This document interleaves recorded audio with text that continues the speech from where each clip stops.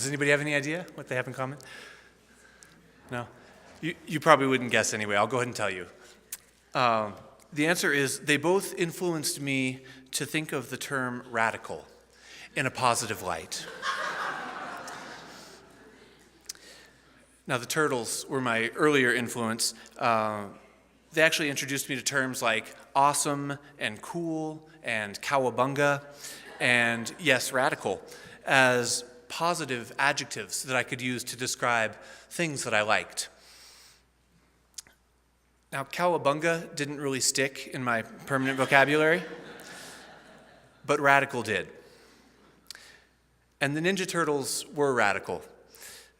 Now, not just because they were oversized, walking, talking turtles who were taught the ancient martial art of ninjutsu by an oversized talking rat, but they were radical because they fought against evil and injustice, which usually took the form of bad mutants trying to take over the world. Now, in their case, evil was very obvious and easy to spot. The bad guys looked, well, like bad guys. And the leader's name was Shredder. I mean, have you ever met a good guy named Shredder? No? Right. So, what the Ninja Turtles showed me was that radical was a good thing. And this positive association with the word was reinforced years later when I read Saul Alinsky's Reveille for Radicals. And in that he writes, "The radical is that person to whom the common good is the greatest personal value, who genuinely and completely believes in humankind and wants a world in which the worth of the individual is recognized. The radical believes all people should have a high standard of food, housing, and health. The radical places human rights far above property rights. The radical believes completely in real equality of opportunity for all people, regardless of race, color, or creed. The radical insists that a person's work should not only provide economic security, but also be such as to satisfy the creative desires within all people."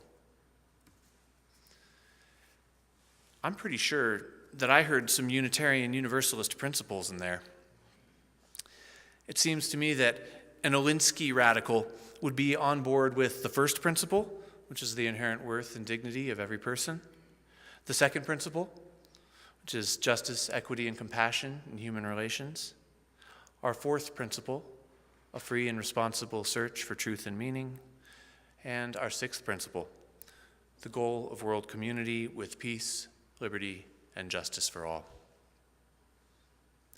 Did anybody else catch those in there too? Yeah. Well, it probably comes as no surprise that radical figures run in our history on both the Unitarian and the Universalist side. Let's take Horace Mann, for example, a Unitarian whose radical belief that education should be public, free, and universally available to all led him to create the first ever state board of education in Massachusetts in 1837. That was a huge step in implementing his radical vision of public education. Now, Horace Mann would go on to serve as president of Antioch College, a school that pre-Civil War was committed to admitting women and people of color.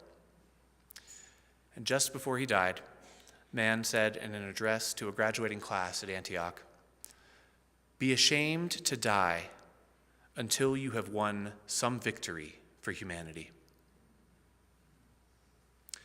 Now, on the Universalist side, Olympia Brown, a graduate of the very same Antioch College that Mann had presided over, found the radical idea of universal salvation so compelling that she wanted to preach it to anyone who would listen. She wasn't deterred by the fact that theological schools didn't admit women and that no denomination in history had ever granted a woman full ministerial standing. Her radical belief led her to convince the president of the Universalist Divinity School at St. Lawrence University not only to admit her in 1861, but in 1863, 2 years later, to take part in her ordination. Olympia Brown was the first woman to be ordained and fully recognized as a minister by any denomination, and we are proud to claim her as a universalist and her radical contribution to our history. Now, our community here at First Unitarian seems to embrace radical as a positive also. Our stewardship committee is called the Radical Generosity Team.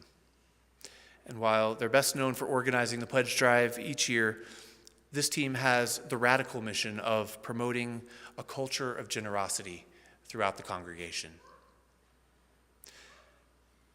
Now, really, when we say radical, aren't we talking about pushing and stretching the boundaries of acceptability? It seems to me that this can definitely be a good thing, especially when the boundaries are too narrow and limited and don't serve everyone. In fact, many of the systems that we live and work within are designed and reinforced by the very people who continue to benefit from the conditions as they exist. And very often, this is at the expense of others. I'm sure that those of you who drive regularly in Albuquerque have noticed how common it is to see people less fortunate than you and I on the side of the road asking for money when you come to a stop at an intersection or a freeway off-ramp. How do you react when this happens? Do you pretend you don't see them? Do you avoid eye contact at all costs? Do you fiddle with the radio? Maybe you check your ashtray for spare change, or pull your wallet out to see if you have some bills. Maybe you give an apple or a granola bar or some other snack that you brought with you that day. Or maybe, having nothing to give, you make eye contact, you wave, and you shrug, as if to say, I don't have anything to give, but I would if I did. Or better yet, maybe you roll down the window and you say exactly that. Or maybe you roll down the window and you just ask, hey, how's it going? I've done every one of those last things in that situation. On my better days, I remember to recognize the inherent worth and dignity of these individuals and live into our first principle. But truth be told, I sometimes still find something very interesting in my car to distract me until the light turns green. Now, it might be easy to think, why don't they get a job? Or why don't they call 311 for resources while standing directly under the sign at the intersection that says to do exactly that? But what I've noticed is when we're uncomfortable and we want a problem to go away, it's really easy to assuage our guilt by blaming the person in front of us for being in the condition that they're in. I mean, after all, this is America, right? Land of the free, home of the brave. Anyone can make it if they just try hard enough. So it can be easy to just write them off as lazy so I can get on with my day. But I think we all know that it's really not that simple. We may not know all the conditions and the circumstances that lead people to ask for money on the side of the road, but I'm pretty sure that these folks as kids didn't grow up thinking, that's what I want to be doing when I grow up. And oftentimes, mental and physical and behavioral health challenges coincide with poverty and homelessness, and they perpetuate each other. People with these kinds of health challenges often find themselves at greater risk for homelessness, and people experiencing homelessness have a harder time trying to stay healthy and safe. It's an unfortunate spiral. And it sounds like the beginning of a very complex problem with no easy solution. Well, here at First Unitarian, we at least make an effort to alleviate the burden of poverty through our participation in the Family Promise program. For 1 week at a time, 4 times a year, we turn our social hall into a living space, and we host up to 4 families who are experiencing homelessness. Now, between providing meals and rides and leading activities and companioning the families, being a Family Promise host location is quite an effort, and it takes a lot of volunteers. I'm sure you know that. Many of you have volunteered. And if you have, you know the amount of effort that goes into coordinating just this single week of shelter that happens 4 times a year. And as much as the participants appreciate the effort, and they do, the maximum number of families that we could possibly serve in a year is just 16. Now, I don't say this to diminish the hard work of the volunteers who make this worthy program happen. I simply raise it up to say that as wonderful as it is for those who are actually able to participate in the program and utilize the resources, it's simply not enough to address the needs of the approximately 1,300 people in Albuquerque who are experiencing homelessness. Like I said, this is a complex problem with no easy answers. Except there is. There is an easy answer, and it's called Housing First. So Housing First is a pretty radical approach to addressing homelessness that differs from many other housing programs because it has almost no restrictions or stipulations. In many locations around the country where this model is used, including Denver, Colorado, Portland, Maine, and a few areas in Massachusetts, a Housing First program called Pathways to Housing has been shown to successfully improve the lives of participants while also saving tax dollars.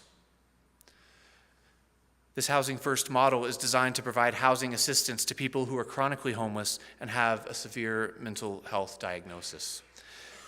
And while admission to the program requires a referral from a social worker, it doesn't require that participants stay enrolled in treatment or counseling, or stick to any kind of sober living agreement, or they don't risk losing their housing due to not taking their medication, or if they're charged with a crime. Does that sound pretty radical? Yeah. Well, it works. And not just for them, not just for the participants in the program, but for society and those hardworking taxpayers. In 2011, there was a Housing First cost study report to the city of Albuquerque, authored by Dr. Paul Guerin of the Institute for Social Research right here at UNM. And he shares in that, and this is a quote from the report, "Through Housing First programs, the chronically homeless population's quality of life increases and the cost incurred to the communities they reside in decreases." What he's saying is this makes financial sense. The report shows that providing housing to people experiencing homelessness who also have behavioral, mental, and physical health challenges, it's actually less expensive to provide the housing than to provide the cost of the services that they incur when they don't have housing. Services like arrests, jail bookings, days in jail, emergency shelter use, hospital-based emergency room and inpatient medical services, publicly funded alcohol and drug detoxification and treatment services, case management services, and ambulance services, just to name a few. Those really add up after a while. But not only do these Housing First programs save money, they improve lives, and I think that's even more important. Citing his research in Albuquerque, Dr. Guerin's report goes on to say, notable outcomes for the chronically homeless who participated in the Housing First program were: participants reported an improvement in health, an improvement in mental health, decreased substance abuse, and an improvement in overall quality of life. 15% of the participants gained employment, and the average monthly income for participants rose from $185 to $431. Again, this works. And right here in Albuquerque, it actually saves the community money while improving the lives of the participants. It works. Except that it goes against that whole meritocracy, no handouts, lazy people shouldn't be rewarded mentality. But for people struggling with physical and mental and behavioral health challenges, and often a combination of all of these, the Housing First model provides the stability they need to build a better life.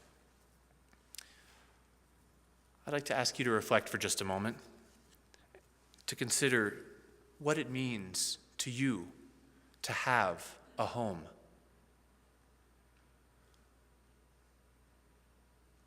I think we all know that a home is so much more than a house or an apartment. A home has meaning and significance to us. Having a home means having a sense of safety, comfort, and a place of belonging. Sometimes that comes from feeling connected to a place. Sometimes that comes from feeling connected to another person. And sometimes that comes from feeling connected to an entire community. But to no small degree, our understanding of home shapes our very identities, because who we are has everything to do with where you are from and to whom you belong. But it's hard to have a sense of home in any of these ways if you don't have the four walls and a roof kind of home. It's hard to have a sense of safety and comfort and belonging without that physical place first. The average age of death for a person experiencing homelessness is somewhere between 42 and 52. Compare that to 78, which is the average age of death for the general population. And what you have there is about a 30-year difference, give or take. Friends, this is not a financial problem. This is a moral and a spiritual problem. When we turn our attention to the radio to avoid seeing the suffering of another human, this is a moral and a spiritual problem.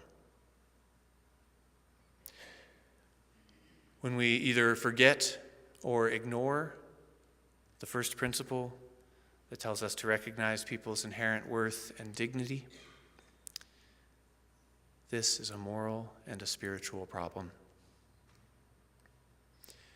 And when we fail to treat life as sacred and holy, and we become desensitized to death and suffering, well, this is a moral and spiritual problem. And this moral and spiritual problem calls for a radical solution. So may we advocate for funding and support of Housing First programs by our city and our county officials.